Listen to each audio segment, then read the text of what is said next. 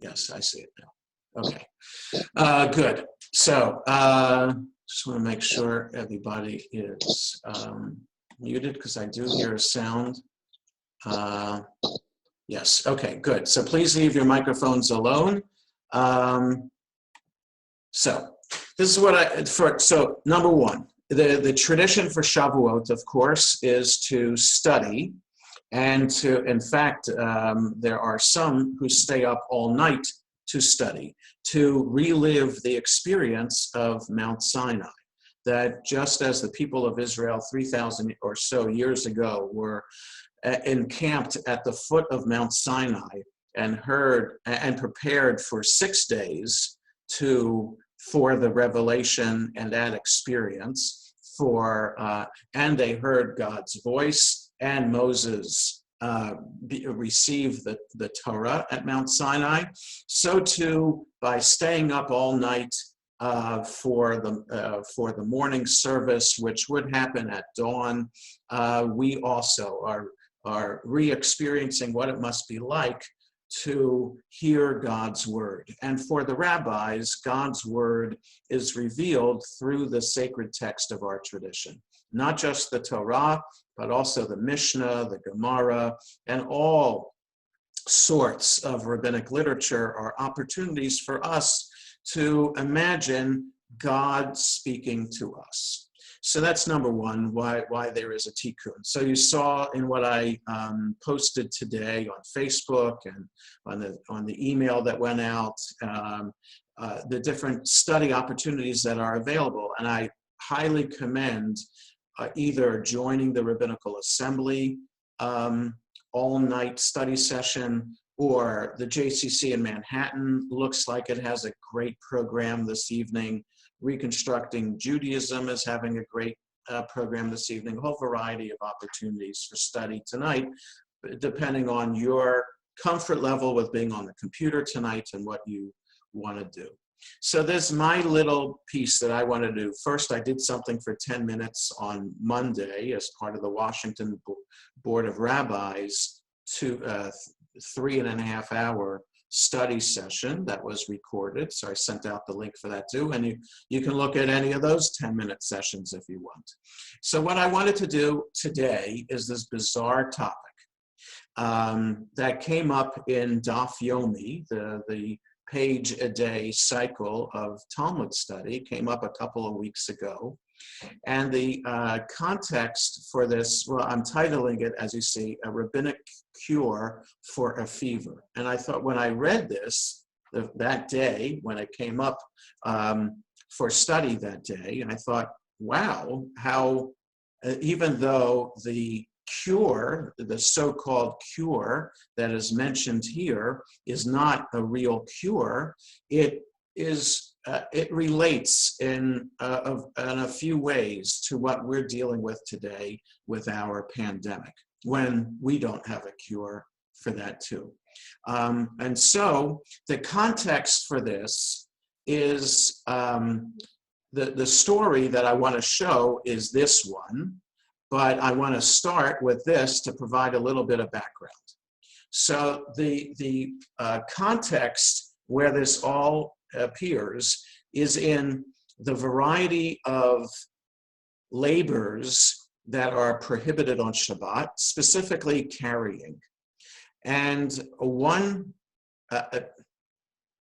well, I won't go into all those details. Just for our sake, we have to understand that there are 39 categories of work, 39 types of work that are prohibited on Shabbat, that by not doing these 39 kinds of work, we are resting on Shabbat and fulfilling the commandment to rest on Shabbat.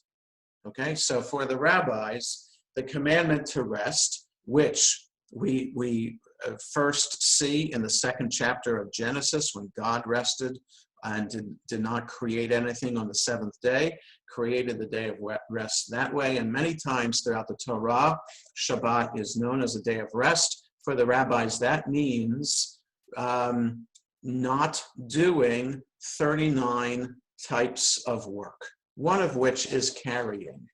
And so the rabbis, I just got a notice that my internet connection is unstable. So just bear with me in case the screen freezes. It will come back shortly. So for the rabbis, carrying is not just picking up something heavy and schlepping it from one place to another. The weight of the object has no bearing on the concept of carrying. It can be as light as a feather, and in fact, you can't carry a feather outside from your private property to public property, or within public property either. Okay, so now with the question of carrying, the rabbis get to the question of jewelry and whether jewelry is allowed to be worn on Shabbat, or is jewelry considered carrying.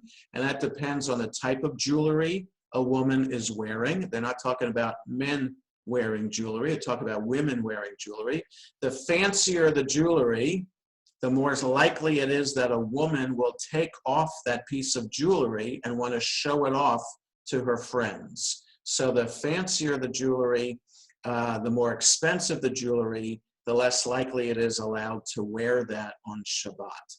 But a run-of-the-mill kind of ring, bracelet, nose ring, necklace, if it's a regular kind of jewelry that other people have, then women are allowed to wear that on Shabbat, and therefore it wouldn't be considered carrying. So then they get to the question, what about an amulet? Which is a fascinating question.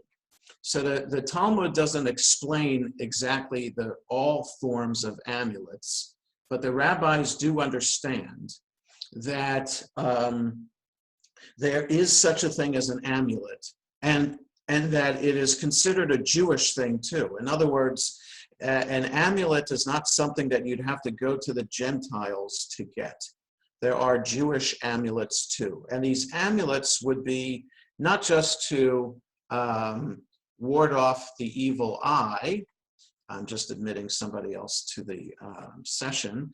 The amulet is not just to ward off the evil eye. So like a hamsa, you're familiar with that, the hamsa, which looks like a hand and is either painted, or some people have a hamsa pin or a hamsa necklace. That hamsa could be considered an amulet. Okay, and it would have a stone in the middle of the hand, and that's kind of to ward off the evil eye. So the amulet is not just for superstitious reasons. The amulet is also for medicinal reasons. One would go to a professional in the community, an amulet professional, when it comes to medicinal herbs or medicinal amulets, and say, I'm suffering from the following condition.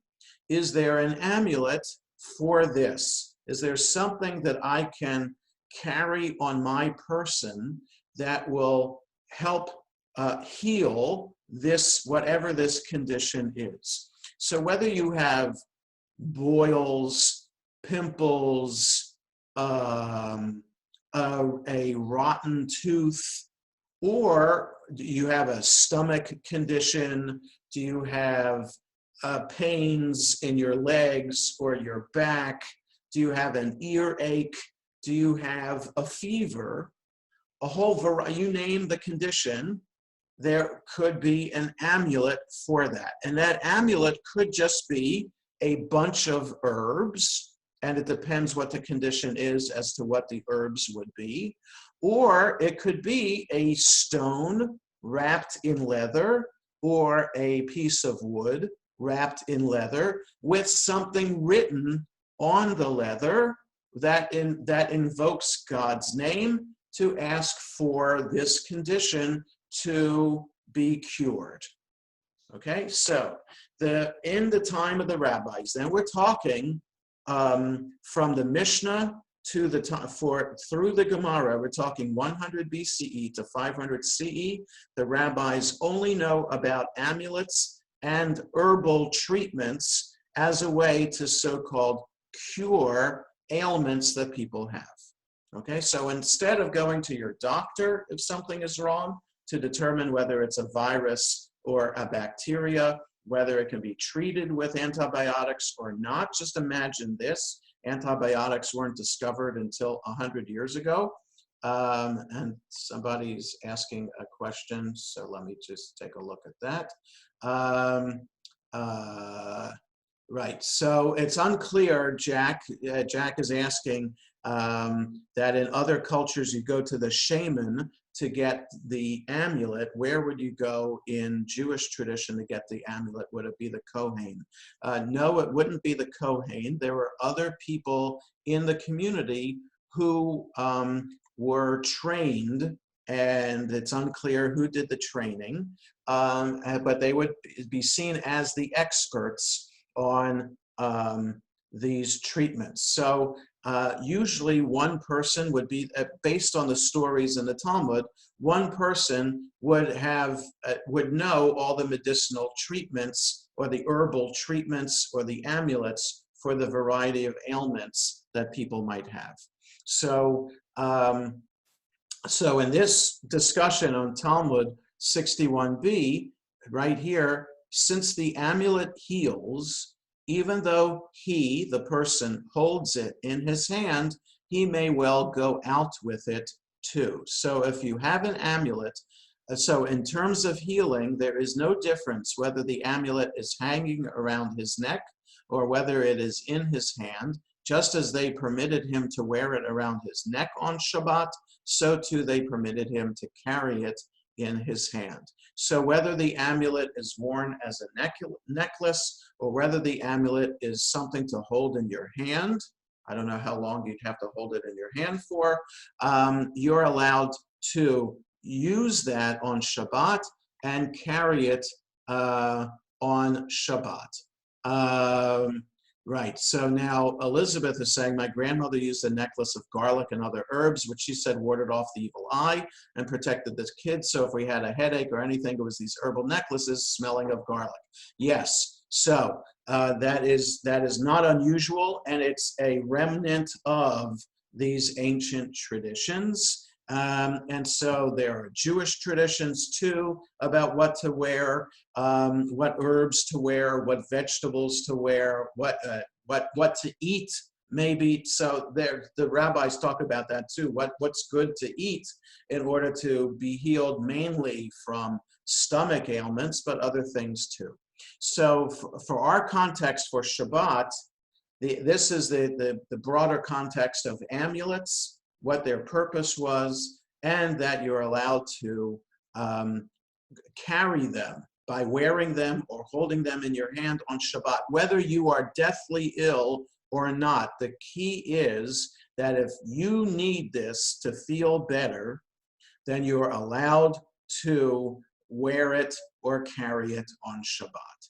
That's how important the rabbis felt the amulet was, because, especially because there was no cure for diseases in their time.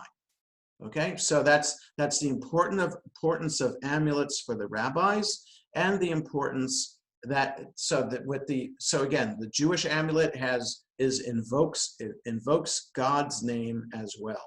So it's in other words, it's a concrete form of a prayer. Instead of the rabbi saying, well, recite this prayer 5 times a day to be healed from a fever. Recite that prayer 3 times a day to be healed of a stubbed toe. I don't know, I'm just making this up. Instead of coming up with a prayer to recite, which in effect really would have the same effect as carrying an amulet, the rabbis did not suggest that reciting a prayer is an option, a viable option for being healed. No, they thought that actually the physical going to the person who is trained and seen as the professional in the community is the one to go to, and the amulet is the better source of healing for whatever ailment you have. So now, 5 pages later, we get to this story about Abaye. So Abaye is a very important rabbi in the time of the Gemara. So he's a 4th generation out of 6 generations of rabbis in the time period of the Gemara. The Gemara is the second half of the Talmud, the first half being the Mishnah. Mishnah is 100 to 300 material, no, 100 to 200, 100 BCE to 200 CE, all rabbinic material gathered together and edited in the Mishnah 200 CE.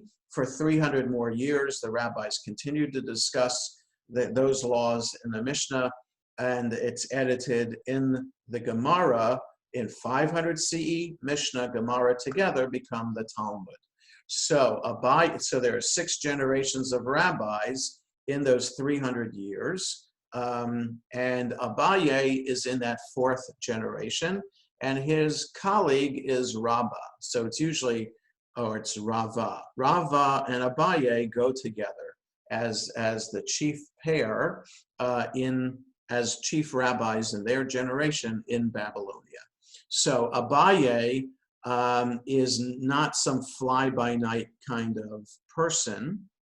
So when Abaye appears on almost every single page of the Talmud, so to show how important a person he is. So if he's telling a story like this, then you have to take it seriously, okay? So I just need to provide you that background. So in other words, don't think, oh, what a weird name. This must be a weird person and just this unusual story coming in. No, this is considered, what we're about to read about a fever is considered normative behavior. So Abaye said, "Mother said to me." And so from the commentary that I understand, Abaye had a foster mother, a stepmother, and this is his stepmother. And my stepmother said to me, to heal a fever of one day.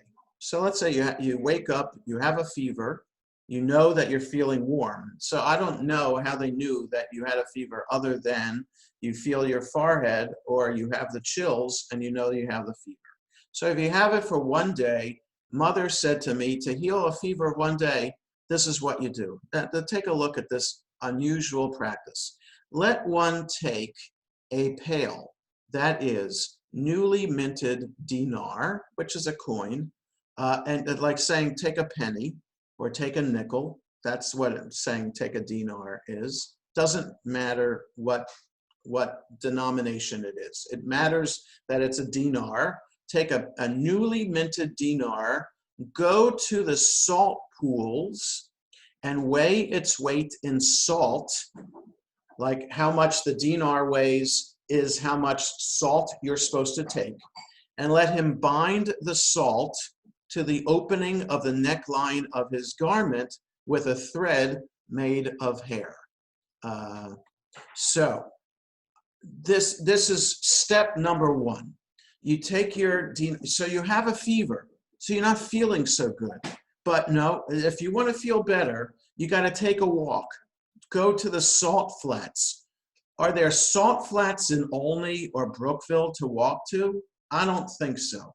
And in Babylonia, are there salt flats?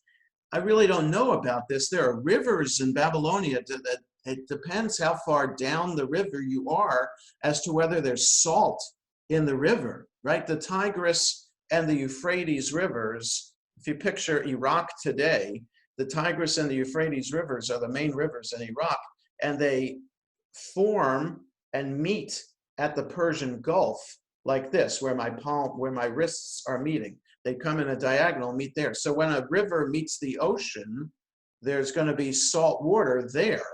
But where are there saltwater flats in either the towns of Pumbedita or Sura? I forget which one Abaye comes from. Okay, so you're taking a hike outside of town to the salt pools with your dinar to measure the amount of salt that you need. Take that salt and wrap it on and place it on your neckline where your garment is, and you're supposed to wear it there. You're supposed to bind it to your garment with a thread made of hair. Okay, now, I don't know, breathing in salt, if you have, it's like Vicks VapoRub, maybe, and Vicks VapoRub, if you have a cold or, you know, or a bad cough, maybe that clears your sinuses. It's possible that the salt might, it's like smelling salts if you're feeling faint. Maybe that's what this is. I don't know, but there's some tradition there. If you have a fever, smelling salt might help you feel better. Okay, so if the fever doesn't go away, then we get on to part 2. And if this remedy is not effective, now get a load of this. Okay, part 1, it might make sense. I'm just bringing up Vicks VapoRub and smelling salts just to compare it to something that might be familiar to us. Okay, so this is what happens if you have a fever of 1 day. If this remedy is not effective, let him sit at a crossroads, and when he sees a large ant carrying something, he should take the ant and place it in a copper tube. Okay, so begufta de nachasha, so a copper or bronze tube, and close it with lead and seal it with 60 seals, and that is a wax seal, and shake it and lift it and say to it, you're saying to the ant that's inside the tube, your burden is upon me and my burden, that is my fever, is upon you. Okay, now this formula wasn't good because Rav Acha, son of Rav Huna, said to Rav Ashi, and perhaps a different person already found this ant and used this remedy to end his illness, right? Somebody else placed his illness on that ant, and then you got that same ant that had his illness on it, and now it's in your tube, and you're asking the burden of that ant to be on you. That means you got that other guy's fever with you too. So in that case, then, by accepting the burden of the ant, he's bringing another's illness upon himself. Rather, this is what you're supposed to say. Let him say to the ant, my burden and your burden are upon you. Okay, so now we're getting somewhere here with an understanding of how to get rid of a fever. So you do this bizarre ritual, okay? So you go to a crossroads, okay? And you're waiting to see an ant walk by. So apparently, it might not have been so uncommon to see an ant walk by, but you have to pick an ant that has something on its back. Now, it's common to see ants walking. Is it so common to see an ant carrying something on its back? Not so uncommon, but I guess if you're in a desert-like climate, it's common to see ants walking around.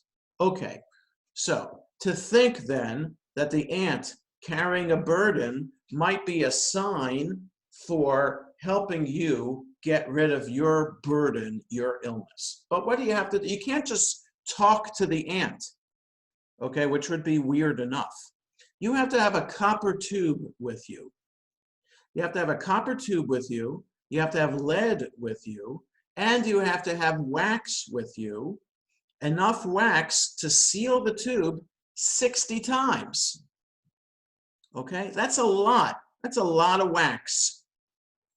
So you're feeling sick because the fever, it's already day 2 of the fever. So if it's day 2 of a fever, you're stuck in bed. Now it doesn't say somebody can do this for you. Your nurse isn't going to the crossroads. Your spouse isn't going to the crossroads. Your child isn't going to the crossroads. Your servant isn't going to the crossroads for you. You have to do this yourself.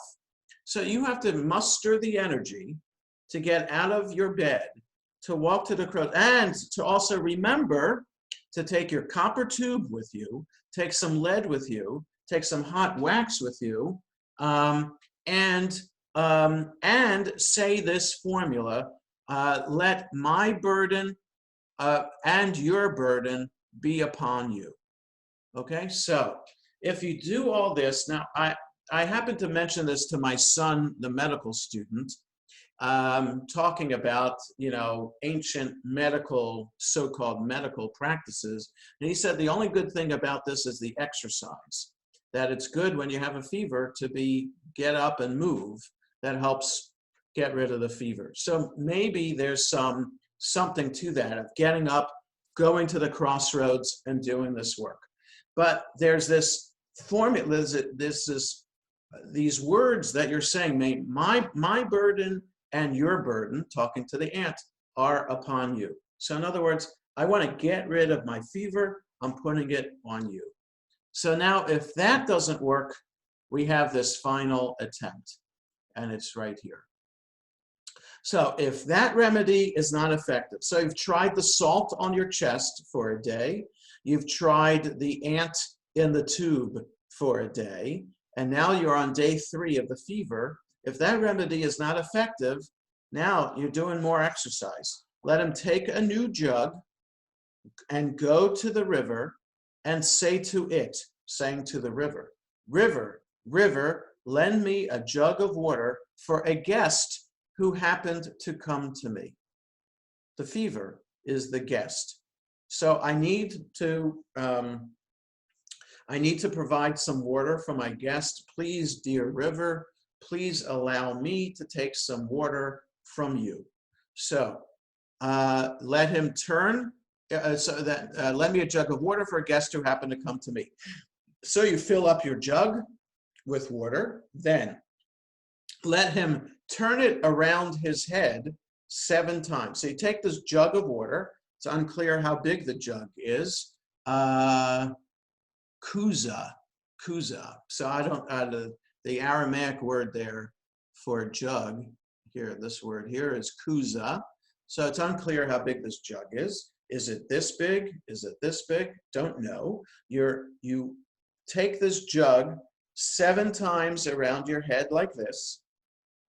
Okay, 7 times. I didn't do it 7 times, but you know what I'm doing. Let him turn it around his head 7 times, and then you pour out the water behind you and say to the river again. So you're at the riverbank. You have this new jug of water. You're asking the river permission to fill up your jug of water for this guest who happens to be with you. And then you take the water in the jug around your head, and then you spill it out behind you and say, river, river, take back the water that you gave me, because the guest who happened to come to me came on its day and left on its day. So you're assuming that the fever is going away by doing this, and you don't need the water anymore because the guest has left. You're kind of like preempting the idea of the guest leaving your home. So this is what I have left here is my teacher, one of my teachers from the seminary, Eliezer Diamond, who wrote about this, happened to write about this on Facebook when he came across this. And I don't want to get there yet. I want us to look at this now. So why, and I want you to have your chat ready to be able to type in a comment. Why is it that to the ant you say, my burden and your burden should be upon you, calling the fever a burden, but for the water in the jug, you're saying, a guest who happened to come to me came on its day and left on its day. That we're not calling the fever a burden, but rather a guest. Is there anything significant that you can see different? Why the difference between the burden and the guest in referring to the fever? What do you think? What comes to mind about this?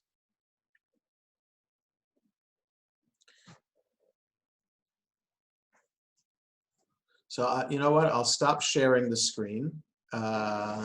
And then if you want to talk instead of writing, I can see you better if you're waving your hand or if you have something to say. So again, you take the ant, put it in the tube. Yeah, Elizabeth, let me unmute you. Go ahead. I have no idea. It just Yeah, came to yeah, trying to figure out. Like the ants, it's the thing that you're using. You're using water from a river, and you're yes, using an ant. You're going to the water, to the river, and to the ant. The ant is carrying a burden. yeah. So, are you relating the fever to the burden? So, because he's carrying a burden, you're calling the fever a burden. You want to exchange that. Right. And then the water, the only thing I can think of guest and water is that if a guest comes to your home, what are you going to offer them? The first time they come into your, first thing is a drink. Would Right. you like a drink of Uh-huh. water? Right. That's Right. what you give to a guest. So Yes. that's the only connection I can make. Right. Right. Elizabeth has it right. The question is then, the guest came the first day, so why didn't Abaye's mother say that the order is, let's go to the river first to provide water for the guest? Why is that the last thing you do? And the first thing you do is go to the salt flats and put salt on your chest. The second thing you do is put an ant in a tube and say something. You're not saying anything. So, right, the first day, you get the salt, put it on your garment, and you're not saying anything. The second day, you put an ant in a tube and you say, my burden should be added to your burden. And then the third day, you're asking permission from the river to use the water. And then you spill the water behind you and say, my guest happened to leave already. So what do we make of the progression here? So in other words, the fever is still with you. What is the progression from the salt on the chest to my burden is your burden to my guest is leaving me now? What can you make of the words or the process of that the Abaye says we go through to try to get rid of the fever? What do you think is the bigger message here, right? A story isn't in the Gemara just for the sake of entertainment value. It's not like, okay, let's take a break now from the laws of carrying on Shabbat and let's learn about this story about what to do with a fever. No, everything is in the Talmud for a reason. So what is the deeper, more profound lesson that you think we can learn from what Abaye is teaching us about how to get rid of a fever? Any thoughts? It's bizarre. Yeah, Bess, let me unmute you. No, wait. I can't. You have to unmute yourself. It's not letting me. I'm hitting on mute. Yeah, go ahead. To me, it doesn't make sense because I think it would be harder to sew salt to my neck hem with hair to hold salt together. Yeah.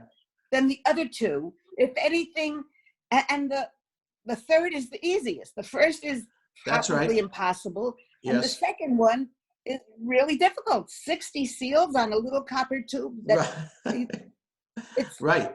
It's beyond possibilities. Right. Except for the water. The water, except, and how many people have a new jug in the house?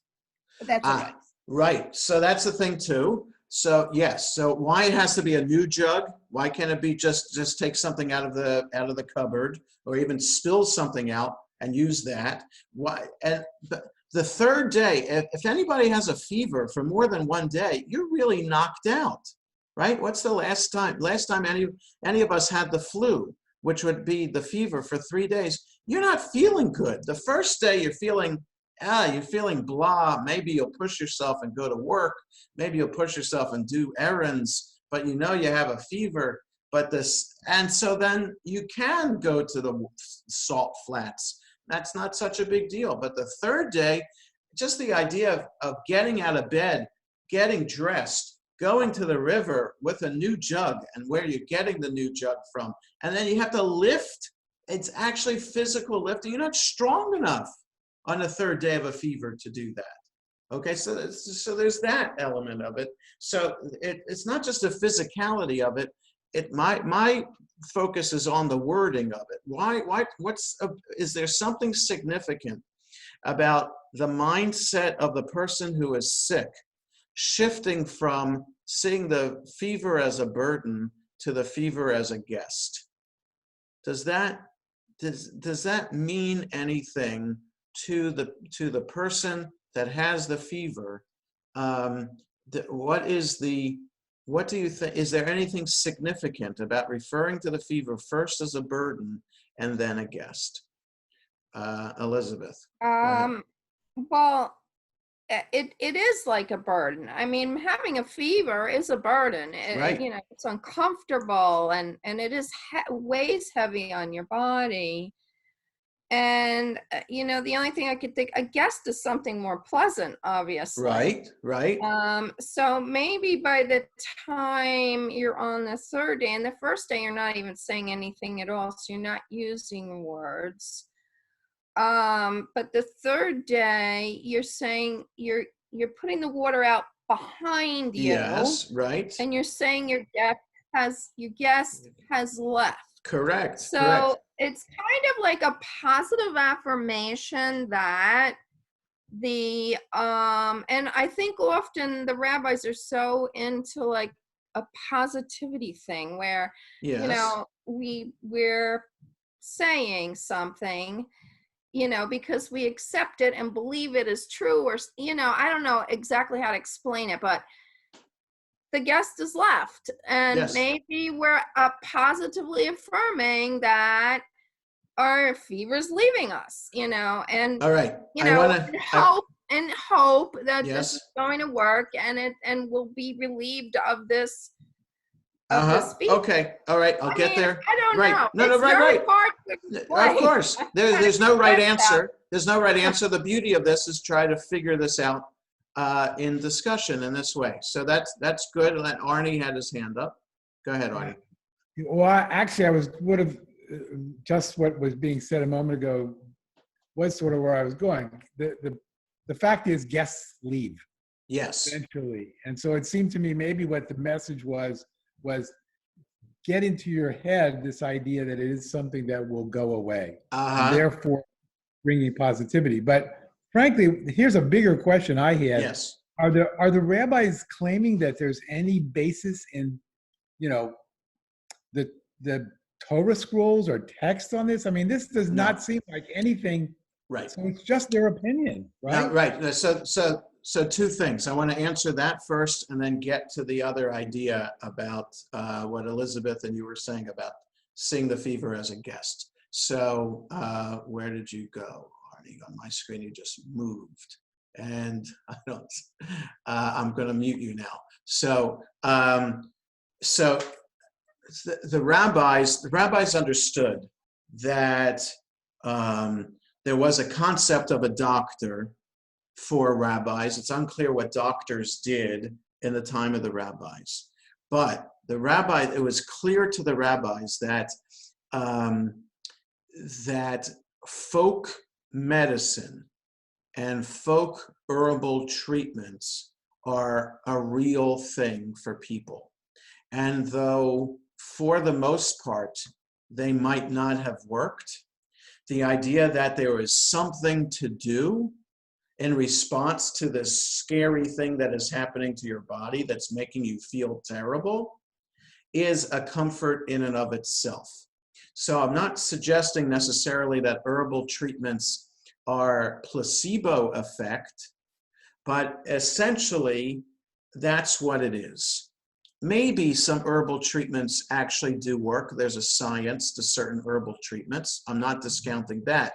What I am saying is that for some of these treatments, like to say this when you have a fever on the second day of a fever, that you have to find an ant, put it in a tube, seal it with lead, 60 seals, and say my burden is now your burden, that I think we can all agree will not work to cure a fever. Because you're not ingesting something, you're not eating something, you're not drinking something, you're not doing a cold compress, nothing, you're not doing anything to your body. So it's not about the efficacy of the thing itself. So first of all, the rabbis did understand that such folk traditions were important, and important enough because it made you feel better, psychologically made you feel better, and so important enough that you can even carry this on Shabbat. You can override the commandment to rest on Shabbat in order to make yourself feel better. And that's a very, very important idea. So anything that you need to do to make yourself physically better, which is mentally better also, you not only can do, you must do on Shabbat. So this whole system of amulets, it's not going to witchcraft or sorcery, but it seems like it's on a slippery slope that way. You can't do witchcraft or sorcery, but you can do amulets with the authorized person in town, the Jewish town, to provide this for you. Now, number two, which I do want to say is, and I think this is the point that Eliezer Diamond had said on his Facebook post, it's that what is our mindset now with the pandemic? There is no cure right now. And we have, not to be necessarily political, but I think most people would agree that President Trump saying 2 weeks ago that he was taking that, whatever that malaria, hydra, whatever that is. You know what I'm talking about? What? Hydrochloroquine. Hydrochloroquine, that's it, yes, right, thank you. So he was taking the hydrochloroquine where doctors are saying it's questionable whether it even works, and it's most likely to do more harm than good, right? So that's, in a sense, that could be like the salt treatment of the fever, right? So you're smelling these salts, okay, the salt isn't, well, the salt must be dissolving into your body at some point, but whatever, so you're taking this, it's something to do, possibly to try to get better from or prevent the virus from, and we're all in fear. We are, as many of us see it as a great risk to leave our house at all for anything.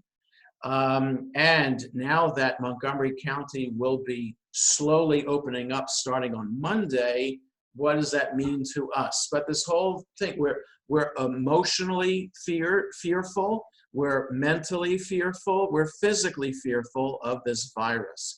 So what is our initial response to the virus? We want to do something, and the salt is the doing something, and it's not working. Well, it's a burden. We want to get rid of this burden, and it's still not working because we're seeing it as a burden. Now, the third day, that as Abaye says, we're seeing it as a guest. Our mindset is shifting to a modicum of acceptance, understanding there's nothing we can do. The virus is there. We have to see it as out there. If we accommodate our lives in some way, if we accommodate our attitude towards the idea that there is a virus, perhaps we are then more accepting of how this is the way the world is working now.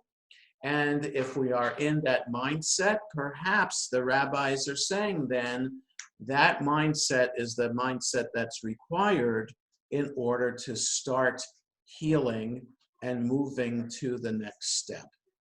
So I think that and this is common in these bizarre stories that the rabbis bring into the Talmud, just the way that my teachers have taught these stories before, stories like this before, over many classes that I've had. It's clear that you can't take the story just on face value. You have to go dive deeper into the story and understand this. So the shift from I need to do something now get that salt on my chest, to seeing it as a burden, to then seeing it as a guest. That is a shift that we undergo, Abaye says, when we are sick, no matter what we're sick with.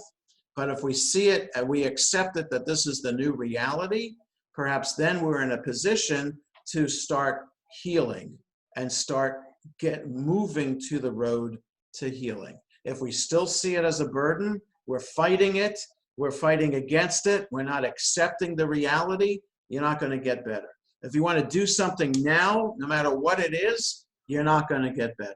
But if you see, okay, you're accepting, this is the new reality, this is what I got to do, this is the way it is. If I see it as a guest, it's my new reality, this thing is in my home, okay, now I can start moving, now I can start moving on and getting better. So I think that it says a lot. There's this classic story that I was thinking about as talking about this, and as Elizabeth was talking before. This classic story of the very poor family. What are they going to do? Their house is very crowded. So the guy goes to the rabbi and says, "Well, bring the chickens in." Oh, and then chickens come in and make a racket in the house, and goes to the rabbi. "Rabbi, what'd you do? It was crowded already. Now I got the chickens clucking all over the place, making a mess. Oh, bring in your sheep." Brings in the sheep, even more noise in the house. We goes to the rabbi the next day. "Oh, bring in your cows." Brings in the cow into the house. What a great mess. So crowded. What are we going to do? I can't stand it anymore. Goes to the rabbi. "Well, take the animals out of the house." "Oh, look at all the room that I have in my house now." Right? It was the same crowded house. They put more things into the house. It's more crowded. Understand that and get rid of it. Oh, now it's better. So it's not like it's better, but the mindset changed, and you can accept it better, and you can deal with it better, because you see how things can always be worse. And I think that that's the kind of idea that Abaye is teaching in the story. There's no cure for a fever. There's absolutely no, in Abaye's time, there's no cure for a fever. Okay, so these are things, you want to do something, here's something to do. And you might say it's ridiculous. How are you going to get an ant inside your copper tube with lead and 60 seals on it, and then go down to the river the next day and put water in a jug and swing it over your head? It's like shloken kaparos with a chicken before Yom Kippur, right? It's something to do, and you're putting your sins on the chicken, you're putting the fever on the water.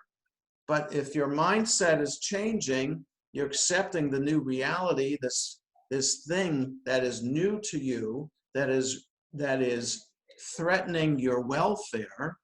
If you see it as something, okay, this is the way it is now. All right, this is what I need to do. And so if we approach things in a calm, accepting manner, not to say we're going to get better, but at least we have the wherewithal, the emotional wherewithal to deal with it. Any other questions or comments? Al, you want to say something? Here, go ahead, Al. Question. Yeah. Why does it have to be a new jug? Right. Yeah. So again, for me, it doesn't matter. The details don't matter. What matters is the words that are being said, which reflects the attitude of the person who's sick. So when you get sick for the first time, you have to put yourself in the mindset of the rabbis. Any kind of sickness is life-threatening, because there was no antibiotics, there's no aspirin, there's no Advil, there's nothing you can do to relieve symptoms. It just goes away by itself. And so for the average Jew who is influenced by folkways and even superstition, I got to do something.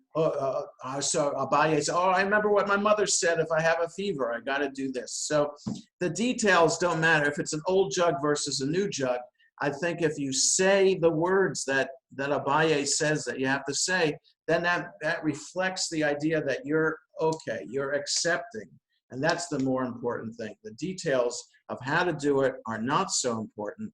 It's what you say as you do it that reflects your attitude towards it, right? So in other words, another example of this, if people know that they are being prayed for, like the Misha Berach is being recited in order for them to get better. If people know that they're being prayed for, it provides some kind of strength, and it makes their attitude towards the illness, that it gives them this way of dealing, as opposed to somebody who's not being prayed for. So there's something about knowing that you're being cared for by the community. There's something about knowing that this is the way life is now. This is the new reality, and we have to be accepting of it and now tackle this in this new way. That, I think, for the rabbis is the prescription of how to begin healing. So I thought that I would share that teaching with us today, and perhaps it provides us with a sense of how we have been dealing with this virus, this pandemic in our lives today. And those who have been able to accept the reality and accept the things that we need to do to be safe certainly are in a better position, more likely in a better position to stay safe and stay healthy than to jump on the first thing and promote that fake drug that you can take, right? So so I don't mean this as a political thing. I'm just meaning it as how this is our approach to life with all things. Whatever crisis comes up in our life, however life circumstances change for us, if we can accept it and accept it for what it is now and be in that accepting kind of attitude, then we're in a better position to be able to move on with it. So I wish everybody a Chag Sameach. I hope you take advantage of other learning opportunities over the course of this evening and tomorrow. And I will somehow see you. I won't see you, but you can see me tomorrow morning at 9:30 for first day of Shavuot services. So have a good evening, everybody, and Chag Sameach. Thank you, Rabbi. Very Thank good. you. Chag Sameach. Chag Sameach. Thank you.